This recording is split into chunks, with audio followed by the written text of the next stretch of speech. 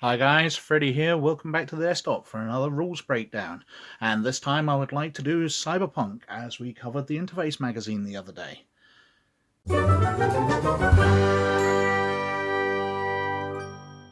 Skills in Cyberpunk are quite straightforward. If we flip to the right page, skill checks. It tells you that if you add your attribute to your skill value, roll 1d10 against a task difficulty. Now, for an example to this, there's not many characters in the main rulebook, so I've had to reach for interface again. And we have this NPC here.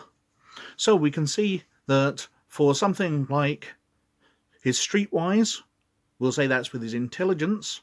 So he has 8 plus streetwise of 6, so that comes to 14. So we get a d10, and we roll on it, and we roll an 8. So he gets 22. So he has achieved anything of difficult or easier, but he would have failed a very difficult or a nearly impossible task.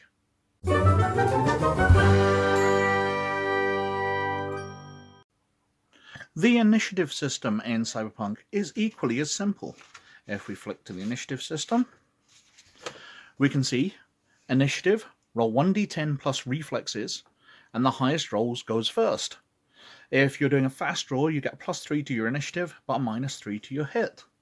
So if we reach again for the sample character, we can see his reflexes is 9/12. So we roll 1d10, we get an 8, and then we add it to his reflexes, and that's when he goes in order sequence. The highest goes first.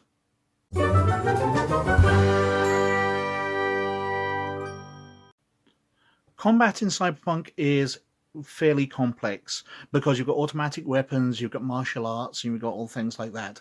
But at its most basic, you're rolling your reflex plus your weapon skill against a target number based on the range. Now, there's no real dodging in Cyberpunk. If you dodge, you get a -3 to all your skill rolls, but your opponent gets a -2 to hit you. And it's just that matter. So if we get the character sheet out again, so his reflexes was 9/12, and what combat skills does he have? Martial arts, SMG +7. So 7 plus his reflexes, we roll a d10, and it goes against the target. So he's rolled a 10 there, it was 7 plus, let's use the 9, so 16 plus 10, 26, so he's hit anything at long range or closer, but he won't have hit anything at an extreme range. Obviously, things are made more difficult when you add other modifiers, you've got cover and all that, but at the very basic, it's reflex stat plus weapon skill plus 1d10.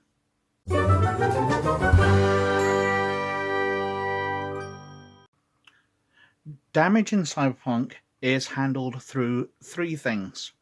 The type of damage that the weapon does, which is based on a number of d6s.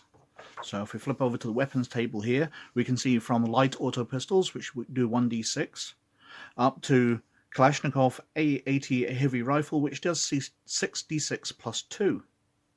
And we just roll those. So an Armor Light 44 very heavy auto pistol does 4d6 plus 1. So it does 3, 9, 13, 18 plus 1, so 19 points of damage. However, then you take off any armor. So we flick a few pages on to the body armor. So if somebody's wearing like a medium armor jacket, they take 18 off that. So the 18 total of the damage goes down to 0, that person takes no damage. However, if they were only wearing a light armor jacket, they'd have only taken 14 off it. Or if they're not hit in the torso or arms, they'll also take full damage. And finally, then you take your body type off it. If we flip back, when you're creating a character, you get to buy your body type, and you can be from very weak up to very strong, and that's the number of points that you take off your damage as well.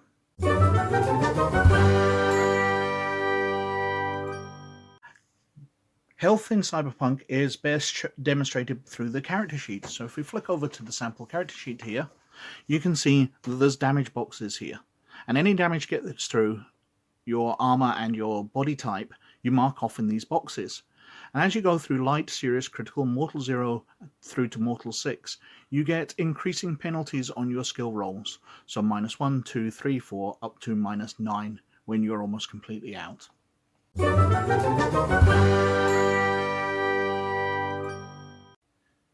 Advancing your characters in Cyberpunk is done through two methods. First of all, through money, because your characters will be paid for the jobs they do. So therefore they can go out and they can buy better cybernetics and new cybernetics, they can buy better weapons and better equipment. So they enhance their characters through just pure cash. But also they can improve their skills. If we flick onto the relevant section, we can see improvement points, and it gives you the idea of how to hand these out.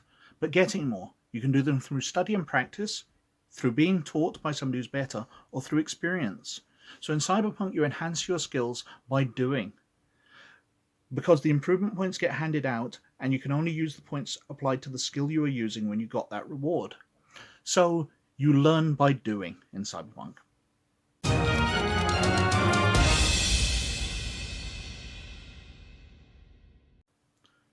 Well, that's just a very, very quick look through the rules of Cyberpunk 2020.